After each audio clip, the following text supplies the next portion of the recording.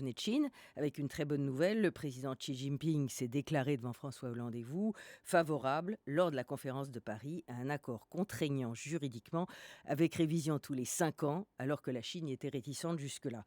Est-ce que cet engagement est réel sur cet énorme enjeu ou est-ce qu'il signifie surtout que la Chine a décidé de jouer son rôle de co-responsable avec les États-Unis du bon fonctionnement de la planète?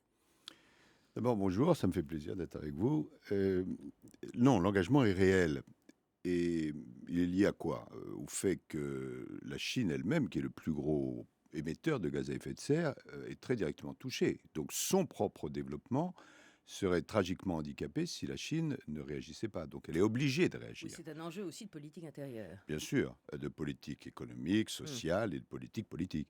Et puis, en même temps, compte tenu du fait qu'elle est le premier émetteur, entre 25 et 27 des émissions au niveau mondial, elle a une responsabilité. Et c'est ça qui a poussé les Chinois à modifier leur position. Vous vous rappelez peut-être que on cite toujours comme échec la fameuse conférence de Copenhague en En 2009, 2009, qui oui. effectivement avait été un échec.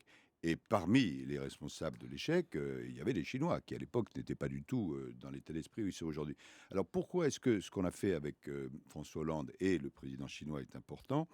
Pour la raison suivante. Bon, les travaux des scientifiques, ce qu'on appelle le GIEC, nous montrent que si on ne fait rien, le La climat température du globe, oui. va s'élever de 5 degrés, avec probablement 4, 5 ou 6 degrés. Et là, c'est la catastrophe absolue. Peut-être on y reviendra. Et on a donc demandé, et même exigé, de chaque pays de publier des engagements pour le futur. Mhm. Maintenant, on a les contributions, ça s'appelle des contributions de chaque pays, et les Nations Unies ont fait l'addition de toutes ces contributions, et on ne se trouve pas à 4, 5 et 6 degrés, bonne nouvelle, mais on ne se trouve pas non plus à 2 degrés, qui Oui, est exactement. l'objectif. L'ONU vient de Donc, on est déclarer justement au qu'on ne sera milieu, à pas 3 degrés. On oui, sera plus près de 3 que Exactement. 2. Oui. Donc, la seule manière, et ça pose un énorme problème, et aussi un problème de logique. Comment voulez-vous que on signe à Paris, si c'est un succès, un accord sur lequel on s'engage à ne pas dépasser 2 degrés, au moment même où, quand on additionne les engagements de Mm. tous les pays, c'est 3 degrés. Et donc, ce qu'on a conclu avec les Chinois, c'est qu'il y aurait, tous les 5 ans, au moins, un rendez-vous, une clause de révision, où on referait le point sur là où on en est, et les pays s'engageraient à revoir leur À contribution, la mais à hausse. le revoir dans Mm. la bonne direction.